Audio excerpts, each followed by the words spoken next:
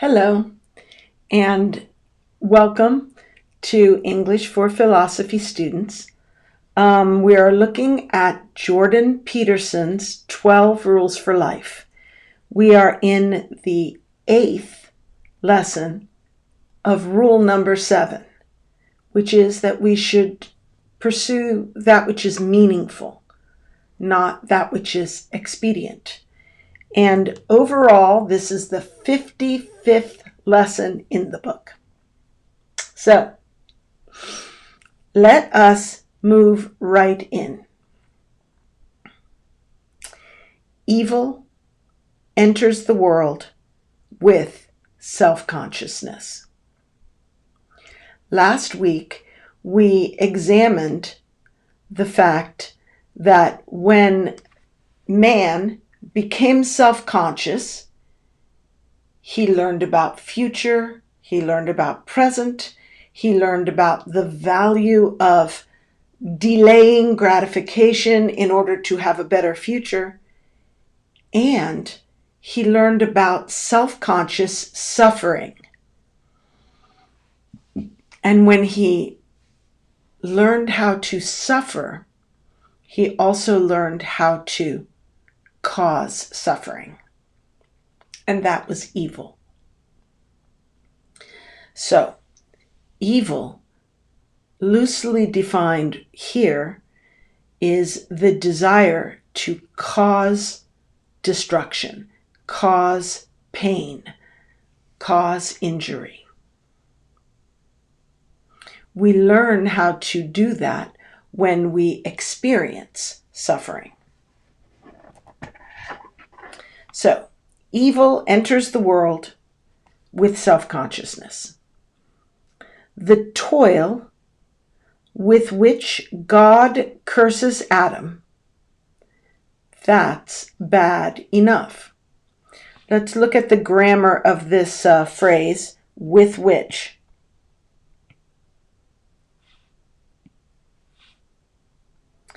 The toil with which God curses Adam. So God curses Adam to work the ground and not receive easy reward. The ground will produce thorns and weeds, and he will have to labor with sweat to get enough food to eat. This is toil, and it was a punishment for sin. So that toil that God cursed Adam with, saying with which is the correct literary way in writing. In speaking, we would probably say the toil God cursed Adam with. And that is ending a phrase with a preposition or a conjunction or something. I don't even remember. So you need this with which to make it grammatically correct. The toil with which God curses Adam, that's bad enough. The toil is bad enough, but something worse is coming. The trouble in childbirth with which Eve is burdened, and her consequent dependence on her husband, are no trivial matters either. So they are not trivial, which means they are significant. So the pain in childbirth and her dependence on man, woman's dependence on man, is also a punishment that is not small. The toil, it says they are indicative of the implicit and oft agonizing tragedies of insufficiency, privation, brute necessity, and subjugation to illness and death that simultaneously define and plague existence. Complex sentence. So they refers to the toil and the trouble in childbirth. Toil and trouble is the they. In other words, the punishments that God put on Adam and Eve is they. The punishments are indicative of, so these punishments show something. They are indicative of it. They are a demonstration of the implicit and oft agonizing tragedies. Implicit is a form of the word implied. It means intrinsic, essentially, that these troubles are intrinsic to existence and life. Oft agonizing. Oft is a short form of the word often, which means it happens a lot. It almost means usually. Usually agonizing tragedy. So, the toil for Adam and the trouble for Eve are symbols of the frequent tragedy of life. The frequent tragedy of insufficiency. That means not having enough. Whether it is personal, I am not enough. I am not strong enough to work the ground to get enough food. Or I work, but the food is not enough. The food I get is insufficient. So the tragedy of insufficiency. Privation. Privation means doing without. It means hunger. It means poverty. It means not having what you need. That is privation. Brute necessity. That means having to do things that you would not want to do, that are terrible, that are bestial.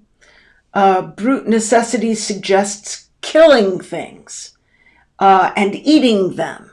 This sort of need to make a hard choice to go kill your enemy so that he won't kill you would be brute necessity. It would be something you have to do, which is brutal. And subjugation to illness and death. We will get sick and we will die. We are subjugated, meaning we are subject to illness and death. So these four things I believe. The often agonizing tragedies of insufficiency. I am not enough and I cannot get enough. Privation. My family is hungry and poor and maybe will die from this. Brute necessity. I must go out and steal to meet the needs, or I must prostitute myself in order to meet the needs. I am desperate. And then subjugation to illness. I must get sick and die. These things that simultaneously define and plague existence. So at the same time, that simultaneously means at one time, they define our existence. They characterize what life is. Life is insufficiency and privation and brute necessity and subjugation to illness and death. They define life and they plague it. Plague means torture or annoy, bother, make it miserable. So these things make existence miserable. So let's look at the whole sentence. Actually, let's start from the beginning.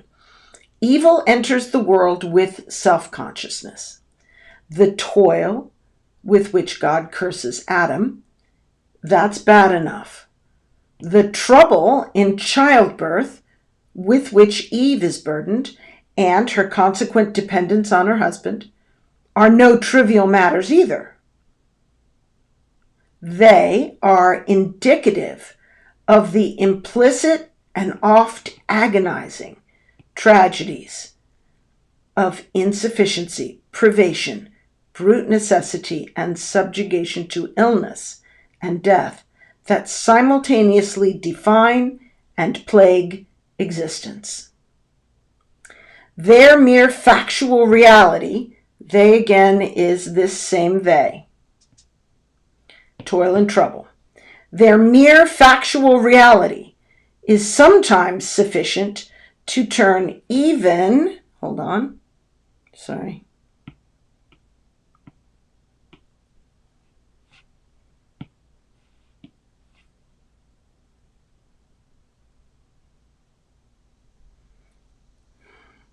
Their mere factual reality is sometimes sufficient to turn even a courageous person against life.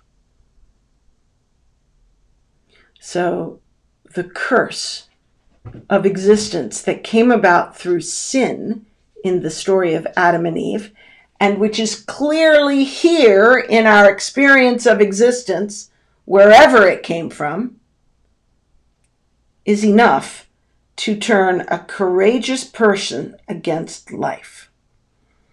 That can mean suicide. It can mean terrible depression and cynicism and nihilism, and finally suicide. It has been my experience, however, something different, that human beings are strong enough to tolerate the implicit tragedies of being without faltering. So the implicit tragedies are those ones we mentioned: insufficiency, privation, subjugation to illness and death. And it seems like there was, brute necessity. So human beings are strong enough to tolerate those things without faltering, without breaking, or worse, breaking bad. Okay, falter means stumble. It means be knocked off balance, confused and bewildered, without breaking. So if the implicit tragedy broke you, you would go insane. That's what breaking means. But, or worse, breaking bad. Breaking bad means becoming evil. Cain broke bad. In the story of Cain and Abel, he tried to offer a sacrifice which he worked for. It was rejected. He became angry. God told him, "It's your fault," and he broke bad. He went out and became a murderer. Breaking bad is becoming evil. It's better to break than to break bad. Okay, so it is Jordan Peterson's experience that human beings are strong enough to tolerate the implicit tragedies of being without faltering, without breaking, or worse, breaking bad. I have seen evidence of this repeatedly in my private life, in my work as a professor, and in my role as a clinical practitioner. So what is he finding evidence of? What is this? This is the fact that human beings are strong enough not to break due to the implicit tragedies of existence. He has seen it in his private life, i.e. friends and family, his work as a professor, so students and things he has studied, and then finally his role as a clinical practitioner. He has seen people be strong enough to survive implicit tragedy of life, illness, injury, poverty, failure, even being forced into bad decisions by brute necessity, and they don't break. Earthquakes, floods, poverty, cancer. We're tough enough to take on all of that so you don't break. We are tough. We are strong. We can tolerate these implicit tragedies of existence. But, here we have a new but, however, human evil adds a whole new dimension of misery to the world. Dimensions. We have one dimension, a point, two dimensions, a plane, three dimensions, a solid, four dimensions, something bigger. A whole new dimension of misery beyond losing your family in an earthquake, or losing your health to cancer, or being poor and watching your family suffer. That would be a plane. What adds the dimension and makes it a cube is evil, human evil. It is for this reason, what reason?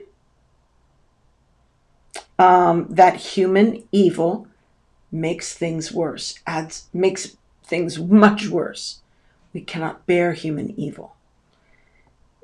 It is for this reason that the rise of self-consciousness and its attendant realization of mortality and knowledge of good and evil is presented in the early chapters of Genesis and in the vast tradition that surrounds them as a cataclysm of cosmic magnitude. So what's the cataclysm?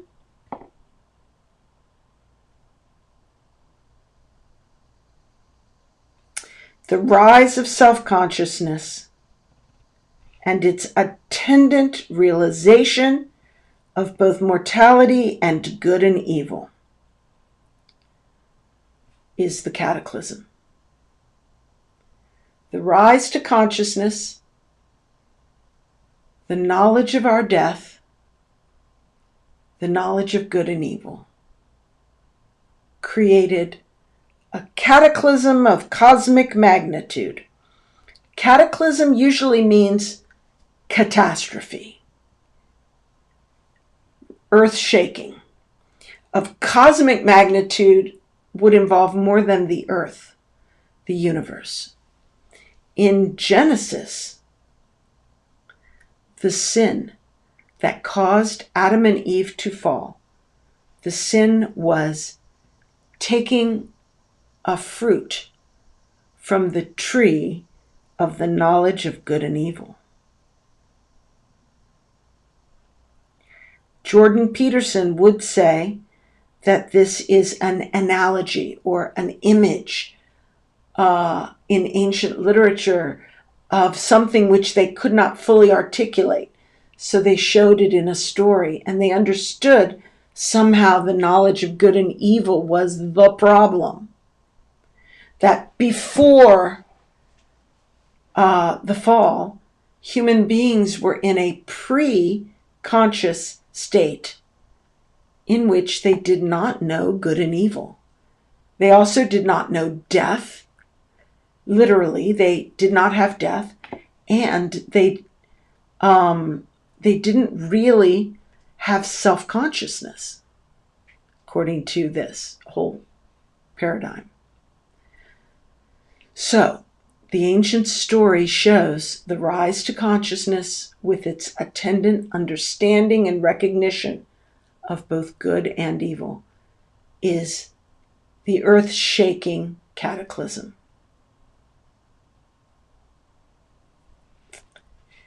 Conscious human malevolence can break the spirit that even tragedy could not shake. I don't know if you noticed I inserted a word as I read that. I'll read it again. Conscious human malevolence can break the spirit that even tragedy could not shake. That is to clarify which spirit could not be broken? The spirit that could endure implicit evil in the world. That spirit, that human spirit, which was and is today strong enough to withstand any natural catastrophe, still will break under the misery caused by conscious human malevolence.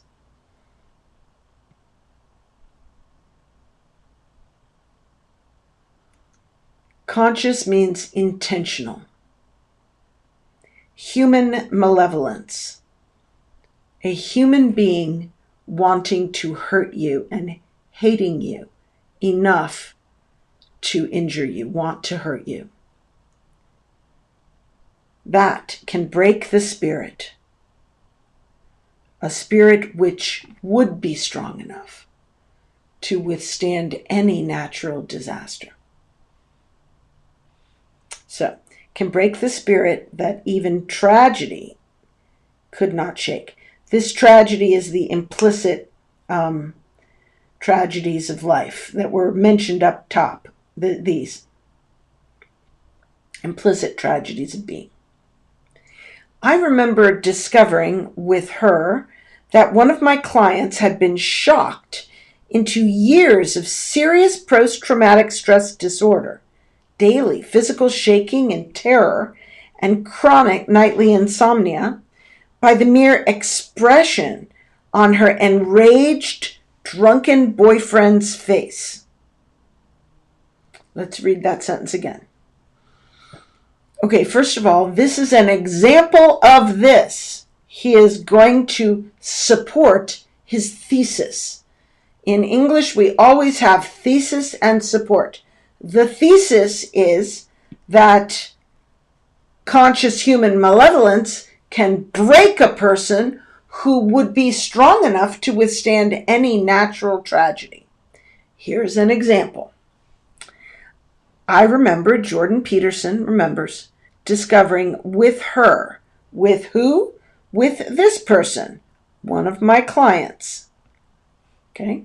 He is discovering he was working with a woman when they both discovered at the same time what was the source of her post-traumatic stress disorder, which was characterized by daily physical shaking and terror. So panic, daily, every day she would have a panic attack, and chronic nightly insomnia. Chronic means every night for a long period of time, just regularly. She had insomnia. She could not sleep at night. And this occurred because of the mere expression on her enraged, drunken boyfriend's face. So this boyfriend, who was enraged, so very angry and drunk, he had a look on his face that was so alarming, so terrifying, so upsetting, deeply upsetting, that it gave this woman post-traumatic stress disorder to the severity of daily physical shaking with terror and chronic nightly insomnia. This all caused by a face, the expression on his face. I remember I read a book by C.S. Lewis called Perelandra. Maybe I've spoken of it before. It's a masterpiece, if you can read it. In it, there is a character named Ransom, and he is a Christian. And he is transported to the planet Venus, where he acts as the advocate for the Holy Spirit, trying to convince the first woman who is like Eve, Adam and Eve. She is the Eve of Venus. He is trying to convince her to not sin and fall. And then there is another character there who is a human being named Weston, who is possessed by the devil. And the devil, who has taken over Weston's body, is trying to tempt this woman. Her name is Tinindril. He is trying to tempt her to do the forbidden thing and thus plunge that whole planet into sin and death. And at one point, Ransom is looking at Weston, and the mere sight of him causes Ransom to faint. The sight of the evil. And he reflects later that even as we have a vision of the face of God, which is called the beatific vision, an image that if we could see it, it would be joy forever. Yet there's also a visage, a face, that just to see it would be the greatest calamity. You could call it the miserific vision. Anyway, everybody talks about the beatific vision, but here it sounds like this woman has seen the miserific vision. And she felt she might not recover. She had shaking and terror and insomnia just from seeing evil in the human face. His fallen countenance, as Genesis 4:5, indicated his clear and conscious desire to do her harm. She saw his hatred.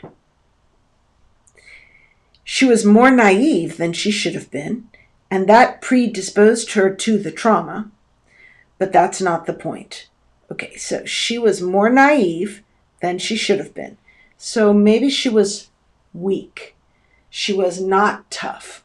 Okay. And that weakness made her likely to overreact to the trauma of seeing this hatred. Okay. But that is not the point that Jordan Peterson is trying to make. He is trying to make this point. The voluntary evil we do to one another can be profoundly and permanently damaging. Profoundly and permanently damaging. Even to strong people. Even to the strong. That means strong people. This girl was weak. But even to strong people, the voluntary evil we do can be profoundly and permanently damaging. I think this is why people of good faith, good conscience, if they injure someone accidentally, they are very careful to apologize. And they say, I didn't mean to. I'm so sorry. It was an accident. I made a mistake. I didn't mean to.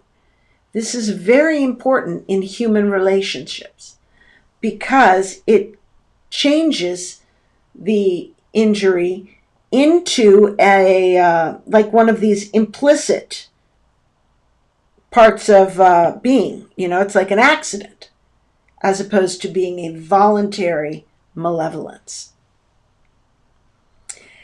And what is it precisely that motivates such evil? Okay, so that's a new question. What causes a person to break bad, to become evil, to begin trying to hurt people? Let's move forward. It doesn't make itself manifest merely in consequence of the hard lot of life. It doesn't even emerge simply because of failure itself, or because of the disappointment and bitterness that failure often and understandably engenders. But the hard lot of life, magnified by the consequence of continually rejected sacrifices, however poorly conceptualized, however half-heartedly executed, that will bend and twist people into the truly monstrous forms, who then begin consciously to work evil, who then begin to generate for themselves and others little besides pain and suffering, and who do it for the sake of the pain and suffering. In that manner, a truly vicious circle takes hold. Begrudging sacrifice, half-heartedly undertaken, rejection of that sacrifice by God or by reality, take your pick, angry resentment generated by that rejection, descent into bitterness, and the desire for revenge, sacrifice undertaken even more begrudgingly or refused altogether, and it's hell itself that serves as the destination place of that downward spiral. Let's go back. The question was, what motivates such evil? What did I just do? What motivates such evil? So why does a person become evil? Well, it doesn't make itself manifest merely in consequence of the hard lot of life. It doesn't even emerge simply because of failure or the disappointment and bitterness that involves. The it is the motivation to break bad. Breaking bad does not make itself manifest merely in consequence of the hard lot of life. So mere poverty by itself does not make people turn evil. Sickness by itself or a natural disaster by itself does not tend to make a person become evil. It doesn't emerge simply because of failure itself. So these are the privation, insufficiency, subjugation to illness and death, brutal necessity, all of these kinds of things. They do not, by themselves, cause someone to break bad, to become evil. But, here we have it, something different. The hard lot of life, magnified by the consequence of continually rejected sacrifices, however poorly conceptualized, however half-heartedly executed. Okay, so remember the story of Cain and Abel. Cain brought a sacrifice that was unacceptable. God rejected it. And then he became angry, and God rejected his anger and warned him he was in trouble.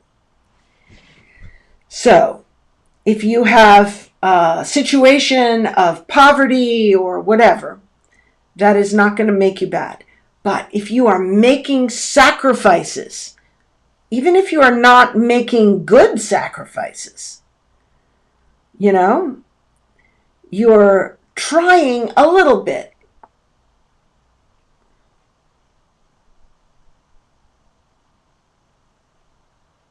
So you're making sacrifices, and even that doesn't bring reward. That's what twists people. So that's what causes people to break bad. They become twisted, we say in English. It means perverted and become evil. So he is saying natural disaster plus unsuccessful sacrifice is what embitters a person and twists people into the truly monstrous forms who begin consciously to work evil, who then begin to generate for themselves and others little besides pain and suffering. Okay, the first time I read this, I said, generate for themselves and others a little. And then I had to change it, because if you say they generate a little, that means they are generating something. If you say they generate little besides pain and suffering, it means they generate only pain and suffering. They are generating pain and suffering. Little besides is a phrase together. So it's not like it says he's generating a little of something. It's little besides pain and suffering. So in other words, he only is generating pain and suffering. In that manner, a truly vicious cycle takes hold, or circle takes hold. A vicious cycle is a situation where what you do brings a consequence that makes you do the same thing harder, and then you get the same consequence, and you do it again and again. It's a vicious circle. Begrudging sacrifice, half-heartedly undertaken. So a poor sacrifice that you aren't happy with and you didn't really work for. Rejection of that sacrifice by God or reality, take your pick. Jordan Peterson is not saying God exists. He is talking about stories of antiquity which shed light on the nature of being. And so whether reality fails to reward, well, for example, an example of a sacrifice like this. Maybe a poor person saves money to buy a lottery ticket. And they think, I will spend my money and then God will help me to win and I will get rich. So they give the money and they don't win. That would be an example of a begrudging sacrifice, because it's not really a sacrifice. It's not work. It's an attempt to go around work to get rich. So it's really not a good sacrifice. Half-heartedly undertaken. So it's like, I'll buy a lottery ticket. And you know the likelihood is not to win anyway. So that would be the type of thing he's talking about. Or maybe a kid deciding, okay, I'll go to college. Then I'll get a great job. But he doesn't study at college. He just parties. He borrows lots of money for it. And he doesn't use the time well to prepare himself to work.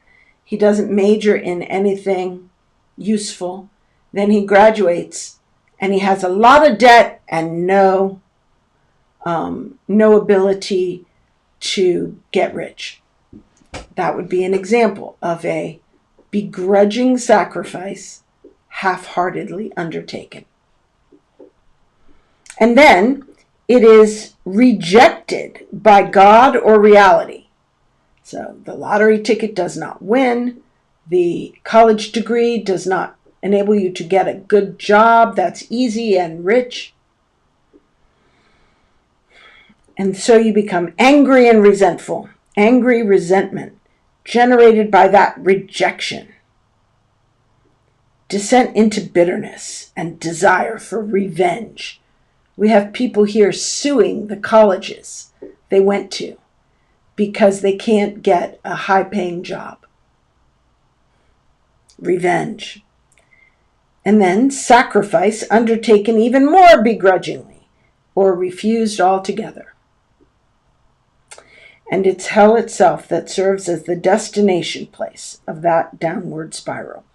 So, destination. This is where these people are headed. They're in a downward spiral that will lead them to go to hell. Whether you believe in God and the devil and literal hell after death, or whether you just conceptualize hell as a state of misery, extreme misery. That is where these people are going before death. Life is indeed nasty, brutish, and short, as the English philosopher Thomas Hobbes so memorably remarked. But man's capacity for evil makes it worse.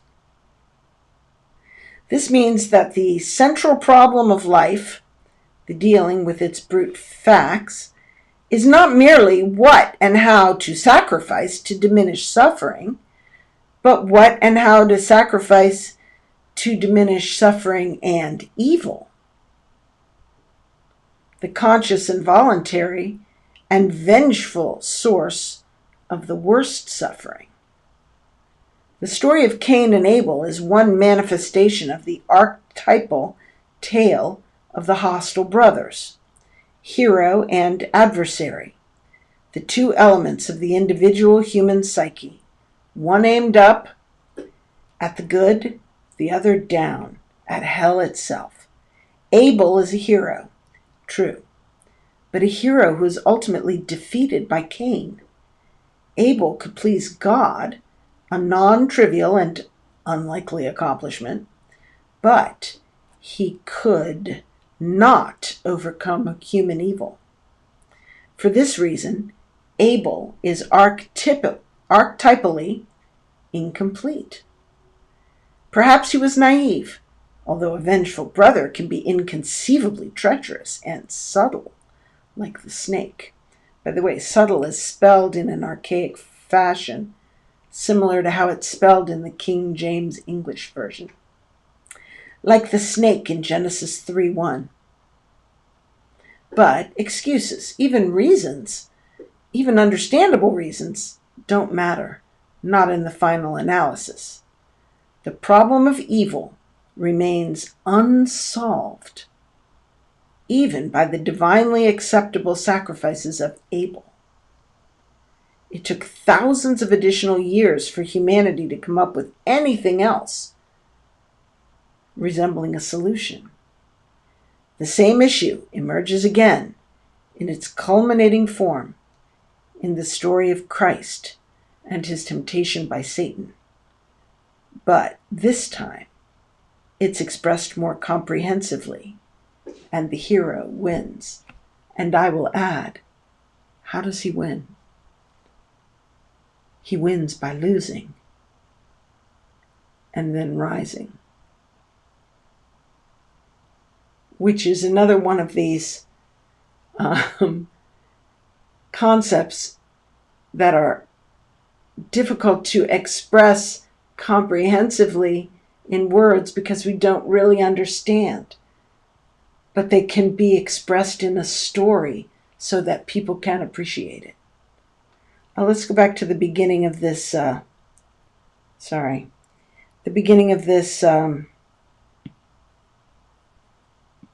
section. And this will be the end for today. We'll just finish this.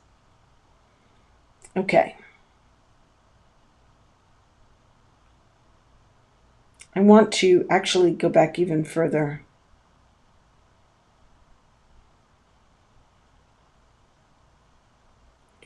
Okay.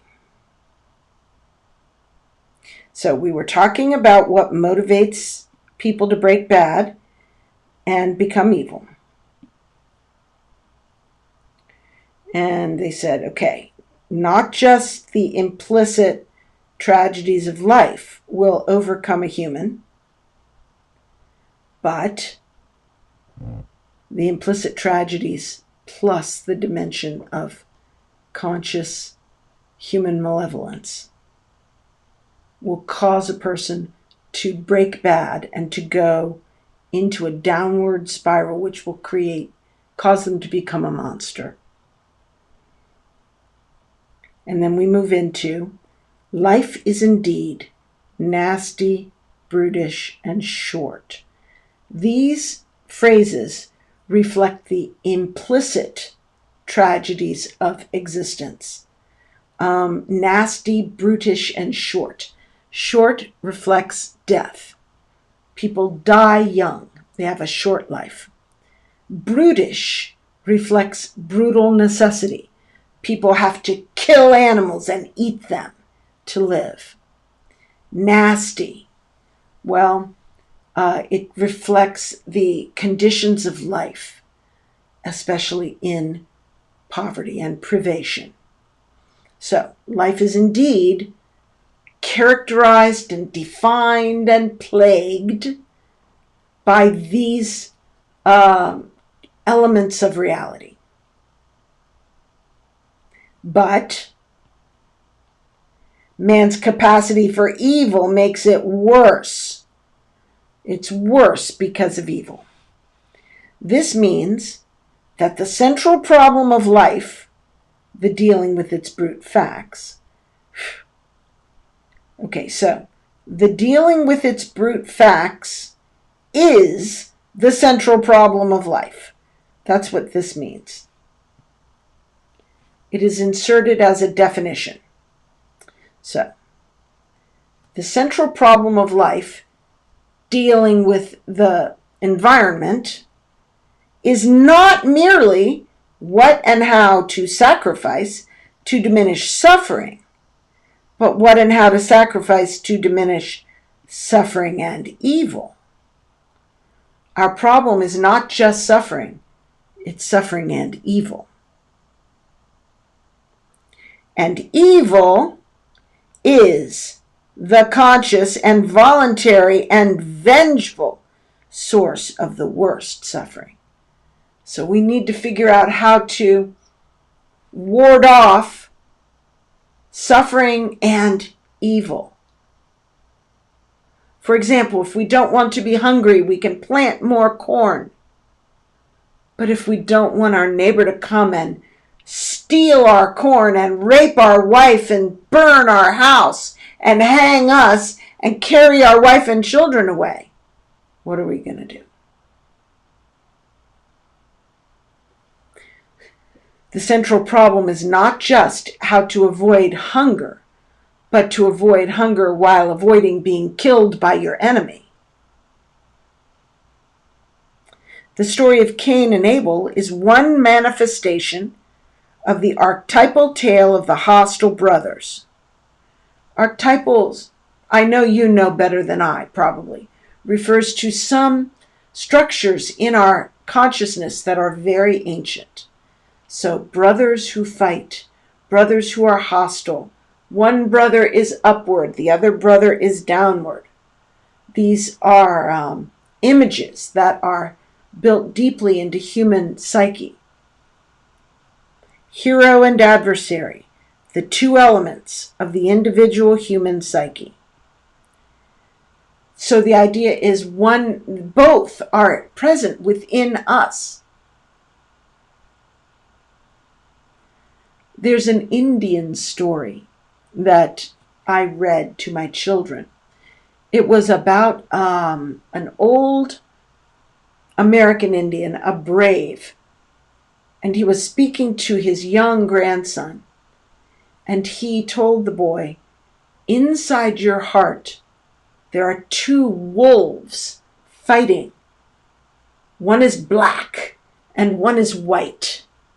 So the black wolf reflects your evil nature. The white wolf reflects your godly upward nature. And they're in a death struggle in the human heart at all times.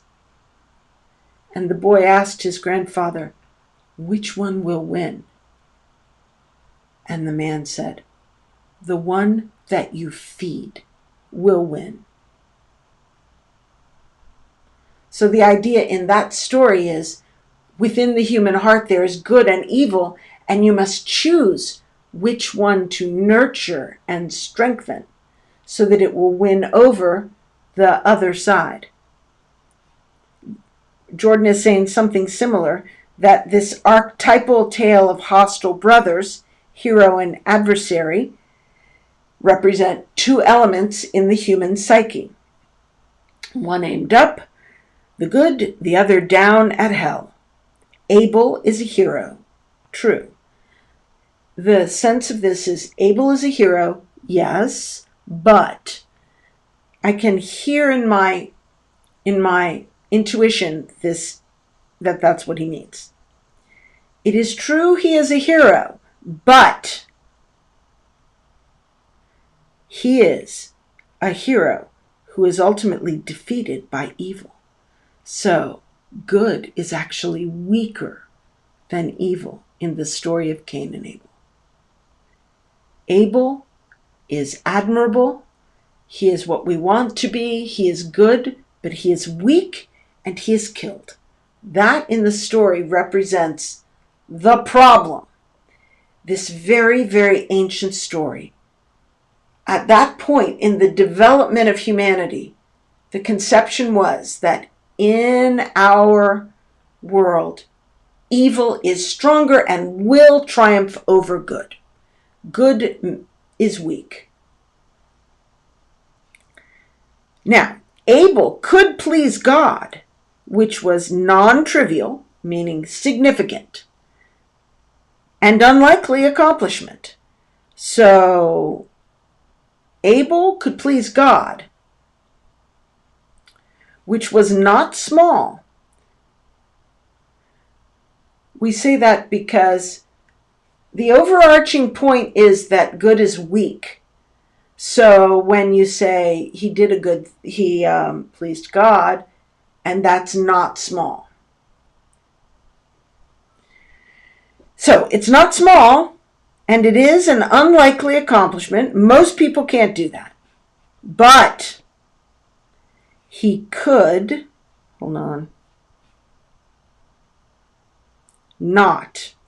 but he could not overcome human evil.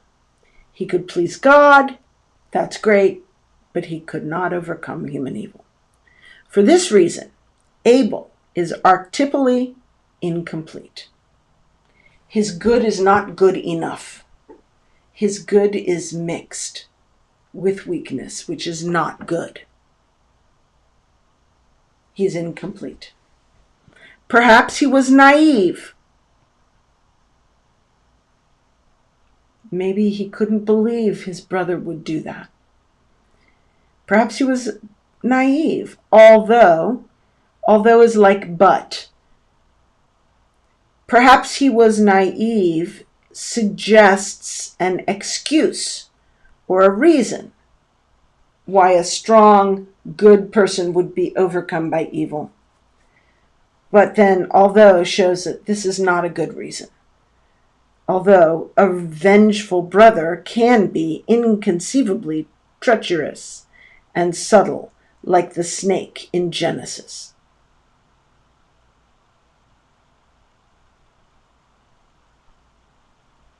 So perhaps he wasn't naive.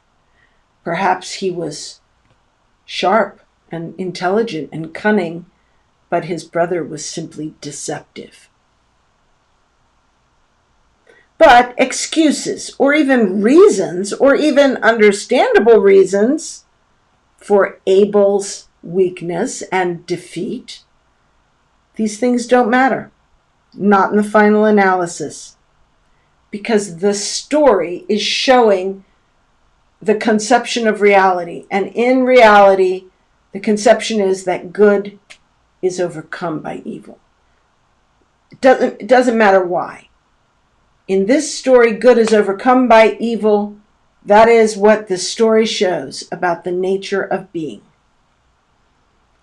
The problem of evil remained unsolved, even by the divinely acceptable sacrifices of Abel. So, the problem of evil to be solved, evil would have to be defeated, and it was not. Even the acceptable sacrifice, which was supposed to bring blessing, still led to death and curse because of the evil of Cain. So this is at the time of Cain and Abel, and their conception of reality, this is a problem which cannot be solved. Human evil is paramount. It is at the top. It took thousands of additional years for humanity to come up with anything else resembling a solution. In my mind, God had the solution from the beginning, and it was revealed at the proper time. But I see his point. Before Jesus, there was no understanding of redemption, of the redemption by a willing victim laying down his life, his perfect life, and then triumphing over death.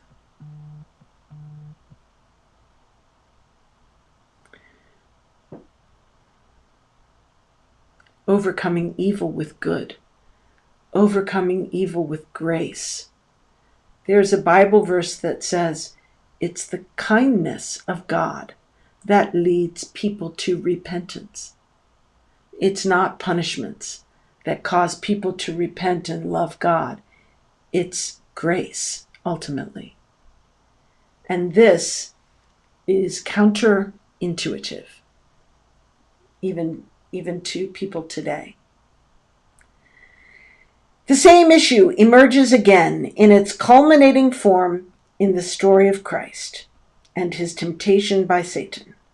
But this time, it's expressed more comprehensively.